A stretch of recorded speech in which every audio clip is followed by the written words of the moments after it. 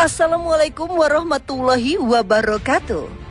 Pemirsa Ruqyah yang dirahmati Allah Subhanahu wa Ta'ala, meskipun alam manusia dan alam jin telah ditentukan berada dalam dimensi yang berlainan, namun masih saja ada makhluk gaib yang mencoba-coba menyusup masuk ke dalam tubuh manusia dengan berbagai cara.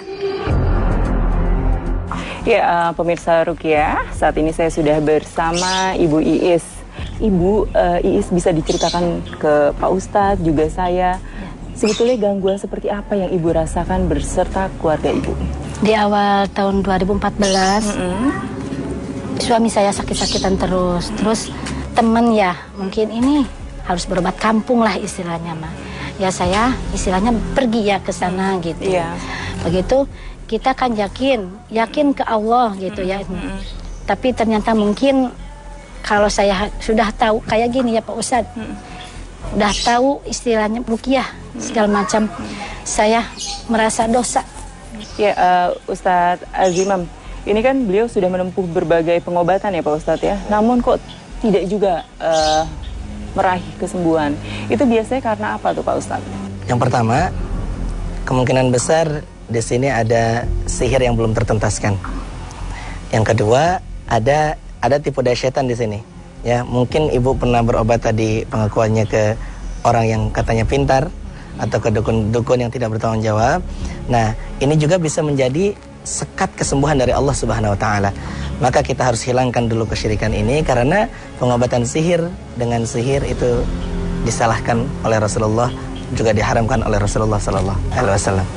Kalau dengan kasus yang seperti ini nih Pak Ustadz, kita akan menindaklanjutinya lewat apa, tahapan-tahapan seperti apa? Yang pertama, lagi-lagi kita harus bertobat kepada Allah. Yang kedua, kita tanggalkan semua jimat-jimat yang pernah diberikan oleh dukun. Lalu kita diagnosa di dalam dengan ruqyah syar'iyah. Semoga ini adalah ikhtiar yang terbaik yang diizinkan oleh Allah Subhanahu wa Ta'ala. Ngaganggu aing. Pemirsa Ruqyah, kami baru saja menginjakan kaki di rumahnya. Ternyata golongan jin yang selama ini membuat onar mulai panik ketakutan. Tak hanya jin di raga Iis, namun juga pada Kena Kailana anaknya. Bismillahirrahmanirrahim. Qatiluhum yu'adzibhumullahu biaydikum wa yukhzihim wa yansurkum alaihim wa yashfi sudura qaumin mu'minin.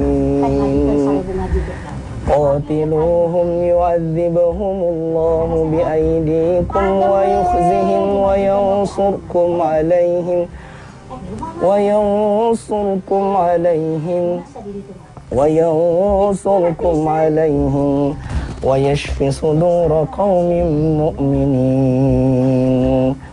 Bismillahirrahmanirrahim. Law anzalna hadzal qur'ana 'ala jabalin لرأيته خاشعا متصدعا من خشية الله وتلك الأمثال نضربها للناس لعلهم يتفكرون.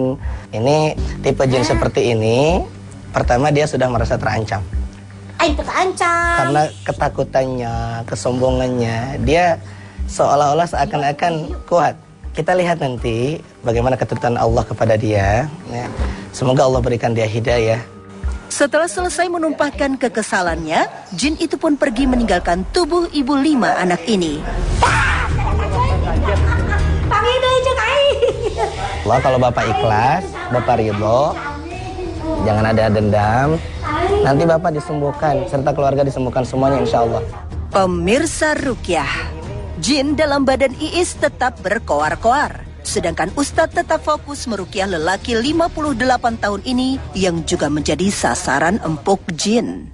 Ada beberapa penyakit yang diderita oleh Bapak. Yang pertama jantungnya ya. Yang kedua kakinya tidak bisa berjalan selama 4 bulan. 8 bulan. Subhanallah. Ya, di sini kita siapkan. Langkah selanjutnya, Ustadz siapkan air semata kaki, lalu Ustadz masukkan kedua kaki Yana yang mengalami kelemahan otot ke dalam air tersebut. Berikutnya, Ustadz tuangkan 3 sendok garam kasar, bubuk bidara, sambil membacakan ayat pembatal sihir dan ayat penyembuhan. Bismillahirrahmanirrahim. Alhamdulillahi Rabbil Alamin.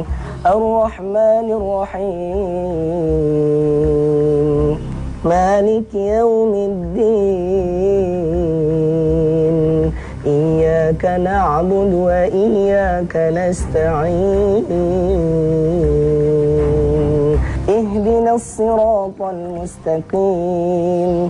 Siratal ladzina an'amta 'alaihim ghairil maghdubi 'alaihim waladdallin.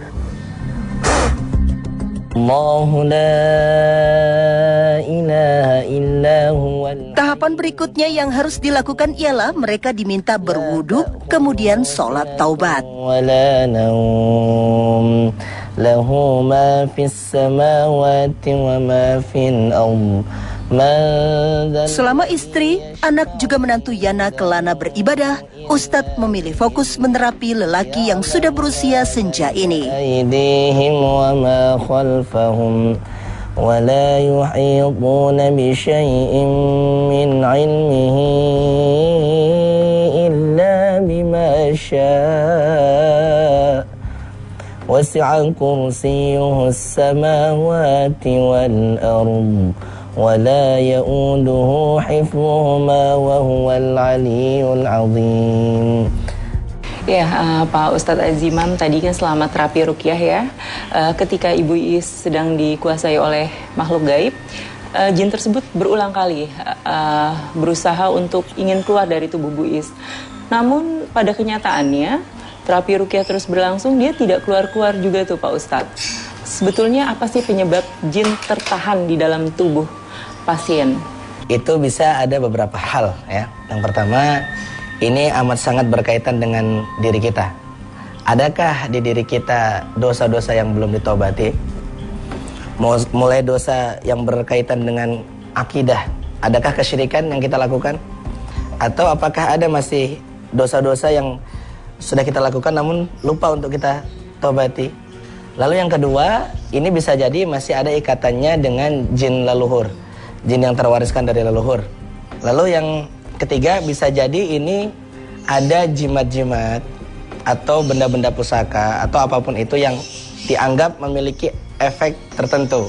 Ada yang disangkanya bisa tolak bala, tolak sihir, anti maling misalnya, anti bencana dan lain sebagainya. Nah, kalau masih ada benda-benda seperti itu, maka tolong dikeluarkan. Kalau dia bisa dibakar, kita bakar. Kalau misalkan dia cair, ya kita campur dengan air ruqyah supaya netral.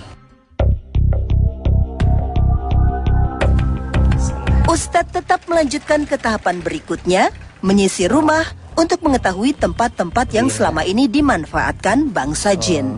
Oh ini, nah, di sini kita lihat ada tulisan yang kemungkinan dianggap tulisan yang tertulis di cincinnya Nabi Sulaiman alaihissalam. Maka bagi yang masih meyakini atau sampai menulisnya di dindingnya, di rumah-rumahnya, segera dihapus, ya, dicopot, dibakar. Ya, semoga Allah melindungi kita semua. Setelah itu, kami dapati lagi benda yang disakralkan disimpan di salah satu kamar mandi. Nah, apabila ada ikatan seperti ini, nah ini namanya uqad, ya, ikatan-ikatan sihir, harus dilepas. Jangan langsung dibakar. Kalau dibakar dalam keadaan masih terikat, gimana tuh Pak Ustadz? Khawatirnya ikatan ghaibnya yang mereka buat tidak lepas. Dan lokasi terakhir yang kami sambangi adalah area samping kiri rumahnya. Ya, di tempat ini konon juga tertanam benda-benda yang diyakini mampu menjaga tempat tinggal mereka dari segala teror makhluk gaib. Benda seperti ini sama sekali tidak menguntungkan kita. Setelah semua benda-benda pemberian paranormal terkumpul, Ustadz langsung memusnahkannya. Untuk keluarga Bu Iis dan Pak Yana, saya sarankan perbaikilah hubungan di antara keluarga. Jangan sampai bapaknya sakit, anaknya tidak peduli, ibunya sakit, anaknya pun tidak peduli. Mintalah kepada Allah karena Allah sebaik-baiknya penyembuh. Dan Allah juga menurunkan Al-Quran yang mana di dalamnya ada kesembuhan. Allah berfirman di dalam Al-Quran, وَنُنَزِّلُ مِنَ الْقُرْآنِ مَا هُوَ شِفَاءٌ وَرَحْمَةٌ لِلْمُؤْمِنِينَ وَلَا يَزِيدُ الظَّالِمِينَ إِلَّا خَسَارًا. Yang artinya, dan sungguh telah kami turunkan di dalam Al-Quran suatu kesembuhan juga rahmat bagi orang-orang yang percaya dan beriman kepadanya. Dan tidaklah bertambah kepada orang-orang yang tidak percaya atau orang-orang yang zalim, melainkan bertambah kepadanya kerugian. Rasulullah SAW juga bersabda, likulli da'in dawaun, fa idza usibat dawa'ud da'i bara'a bi'idznillah. Setiap penyakit ada obatnya, dengan catatan berobat dengan obat yang tepat dan caranya juga tepat. Lalu untuk pemirsa dimanapun Anda berada, marilah kita ikhlaskan, murnikan akidah kita, ibadah kita hanya untuk Allah Subhanahu wa taala. Karena Allah berfirman di dalam Al-Qur'an, "Wa ma umiru illa liya'budullaha mukhlishina lahuddin hunafa." Yang maknanya, dan tidaklah kalian diperintahkan oleh Allah melainkan untuk beribadah kepada Allah dengan sebaik-baik ikhlas. Maka murnikan akidah kita, murnikan keyakinan kita, murnikan keseharian kita, jangan sampai di dalamnya mengandung kesyirikan dan kekufuran kepada Allah Subhanahu wa taala. Pemirsa Ruqyah, kini waktunya kita berpindah ke kasus gangguan yang disebabkan oleh golongan jin lainnya, yakni yang dialami langsung oleh Didin Tajudin. Menurut pria kelahiran tahun 1968 ini, sudah lama dia kerap mengalami sakit di beberapa bagian tubuh, dari wajah hingga kedua kakinya. Sebelum Bapak merasakan sakit di sekujur tubuh Bapak nih, Bapak dulu pernah melakukan apa? Sering dulu sama kakak dibawa ke Garut, itu kekebalan. Terus mimpi-mimpi seperti apa yang biasa Bapak alami? Ya sering lah mimpi waktu sakitnya, seringnya mimpi yang udah meninggal semula. Iya, Ustadz Ajimam, kalau saya perhatikan gejala-gejala yang beliau rasakan itu seperti kayak penyakit medis juga ya Pak Ustadz. Nah yang membedakannya itu dari mananya nih Pak? Kita mungkin bisa mendiagnosa dari apa yang dirasakan sebelum-sebelum ini. Ya, Rasulullah SAW bersabda, Inna syaitan yajri min ibni adama majrad dam. Syaitan atau jin-jin zalim yang masuk ke tubuh manusia, mereka lebih dominan berlari di tempat berlarinya darah. Lalu yang kedua, biasanya mereka juga bercokol di jihazil uzbi, ya, di sistem saraf manusia. Ya, tadinya suhunya tidak panas jadi panas. Ini bisa jadi beliau terkena al-masut taif. Al-masut taif itu kemungkinan besar dirasuki oleh bangsa jin zalim, tetapi ada waktu-waktu tertentu. Ya, wallahu alam, nanti coba kita cek dulu, kita diagnosa awal dengan ruqyah syar'iyah. Semoga Allah tunjukkan, ya. Pemirsa Ruqyah, setelah tekadnya bulat untuk bertaubat, lelaki yang tinggal di Babakan Sari, Kiara Condong, Bandung ini sudah siap untuk diruqyah syar'iyah. A'udzu billahi minasyaitonir rajim. Bismillahirrahmanirrahim. لو أنزلنا هذا القرآن على جبل لرأيته خاشعا متصدعا من خشية. Walau sudah diperdengarkan ayat-ayat ruqyah, badan Didin masih saja kaku. لعلهم يتفكرون لو أنزلنا هذا القرآن على جبل لرأيته خاشعا متصدعا من خشية الله وتلك الأمثال نضربها للناس لعلهم يتفكرون. Keluar ya. Asyhadu alla ilaha illallah wa asyhadu anna Muhammadan Rasulullah. Ruku, Ikut ruku. Ayo, ikut ruku kalian. Bismillahirrahmanirrahim. Alhamdulillahi rabbil alamin. Turun. Ar-Rahmanir-Rahim. Maliki yaumiddin. Iyyaka na'budu wa iyyaka nasta'in.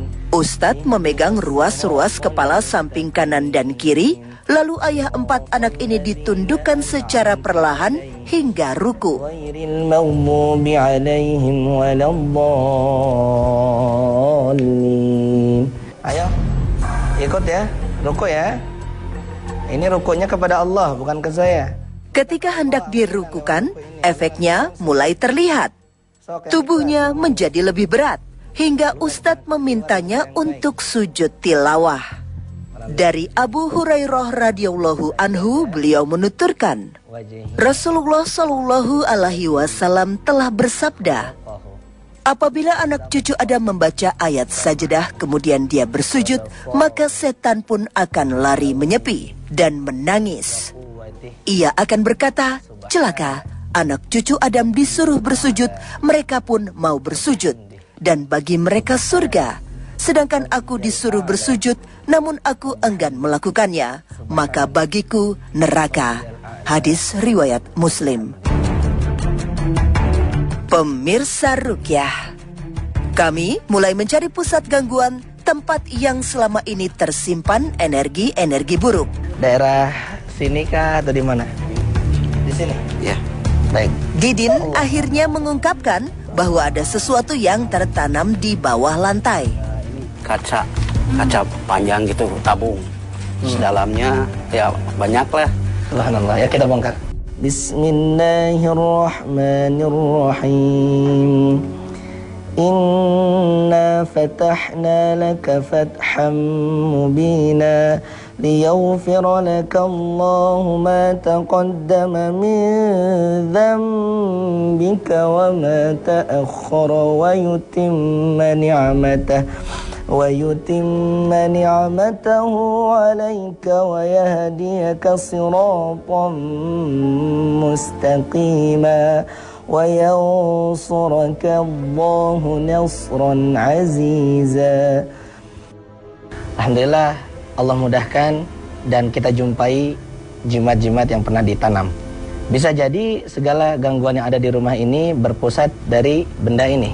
Mudah-mudahan dengan nanti kita hancurkan benda ini, Allah angkat seluruh penyakit yang menimpa Bapak dan keluarga.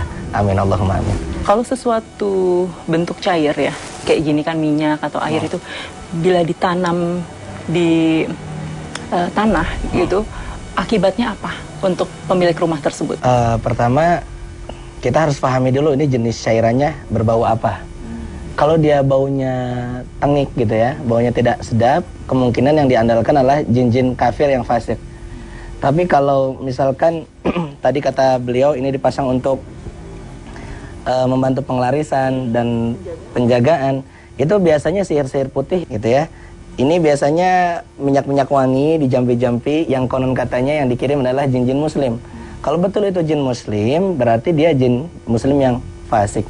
Ini ada warna-warna yang khusus berkaitan dengan bangsa jin itu sendiri. Ini kemungkinan kalau putih total itu biasanya muslim, jin muslim. Tapi kalau romadi itu abu-abu, itu biasanya Yahudi, ya jin-jin Yahudi. Warna andalan itu hijau sama biru. Kalau hijau dan biru apa Pak Ustadz maknanya? Ya, kufar buah ya. Jadi jin kafir, kafirnya itu tingkatnya tingkat tinggi. Masya Allah. Baik, kita hancurkan. Pemirsa, jimat-jimat seperti ini tidak membawa keuntungan sama sekali. Tidak juga membawa kemudaratan ya kalau kita buang. Jadi harus kita hancurkan karena Rasulullah sallallahu alaihi wasallam bersabda, "Man ta'allaqa tamimatan ya, fala atammahullah." Barang siapa yang menggantungkan dirinya kepada jimat-jimat tertentu, entah yang ditempel, entah yang ditanam dan lain sebagainya, sungguh Allah tidak akan pernah menyempurnakan kebutuhannya. Maka kita hilangkan kesyirikan-kesyirikan kita kepada Allah, sehingga apapun yang kita minta Allah berikan. Ya, amin Allahumma amin. Lalu cara penghancurannya seperti ini, jangan dibakar. Ya, jangan dibakar, melainkan dipecahkan lalu kita tumpahkan di satu wadah, kita campur air ruqyah, ya, atau kita campur air terlebih dahulu baru kita ruqyah. Bisa juga dicampur dengan garam dan daun bidara. Bismillahirrahmanirrahim. Lau anzalna hadzal qur'ana 'ala jabalin lara'aitahu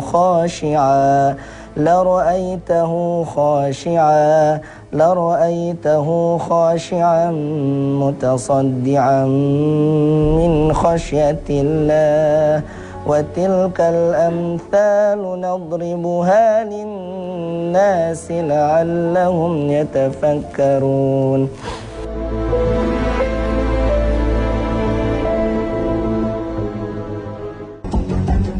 Pemirsa Ruqyah, ternyata masih ada lagi benda-benda yang dianggap sakral yang sengaja ditanam oleh paranormal. Dede lagi-lagi menggali lebih dalam dan ditemukan kendi yang terbuat dari tanah liat. Nah, pemirsa, setelah digali terus oleh Pak Dede, ya, kita temukan ada beberapa botol, ya, ada satu kendi, lalu ada piring tanah liat, ya ini bisa jadi pasangannya dengan kendi. Ya. Kita temukan gelas plastik yang mana jumlahnya sesuai dengan jumlah botol-botol wewangian yang kita pecahkan tadi. Wallahu a'lam, mana tersirat dari ini apa? Intinya benda-benda seperti ini diharamkan oleh Rasulullah SAW dan termasuk kesyirikan. Ya, inna syirka la zulmun azim. Sungguh kesyirikan adalah kezaliman yang amat sangat besar. Maka mari kita tobati, kita hindari. Bagi Anda yang masih sering ke dukun, bagi Anda mungkin yang menjadi praktisi perdukunan, ayo kita tobat kepada Allah. Allah berfirman di dalam Al-Qur'an, innallaha yaghfiru dzunuba jami'a. Sesungguhnya Allah akan mengampuni seluruh dosa. Maka mari kita tobat kepada Allah. Bismillah, setelah kita menjalani prosesi ruqyah tadi, poin penting pada terapi ruqyah kali ini, yang pertama, putuskan apapun hubungan dengan bangsa jin. Karena ketika kita memohon kepada selain Allah, kita termasuk orang-orang yang musyrik. Dan dosa syirik tidak diampuni oleh Allah, melainkan kita harus bertobat kepada Allah. Lalu yang kedua, amalkan surah Al-Baqarah dan Ali Imran. Dua surat yang amat sangat agung, yang mana akan datang ketika hari kiamat, menjadikan syafaat kepada orang yang sering membacanya. Dan Rasulullah SAW juga bersabda, la taj'alu buyutakum maqabira. Nah, ini poin yang ketiga. Janganlah kalian jadikan rumah kalian seperti kuburan. Dalam artian ibadah di dalamnya harus diperhatikan, gitu ya. Untuk pemirsa di rumah, apabila mungkin di antara kita ada yang merasa bingung untuk bertobat, ingat Allah berfirman di dalam Al-Qur'an dengan tegas, innallaha yaghfiru dzunuba jami'a. Sungguh Allah akan mengampuni seluruh dosa. Perkokoh keimanan, semoga kita berjumpa di surga Allah Subhanahu wa taala. Amin Allahumma amin. Arsyadani Allah wa iyyakum. Assalamualaikum warahmatullahi wabarakatuh.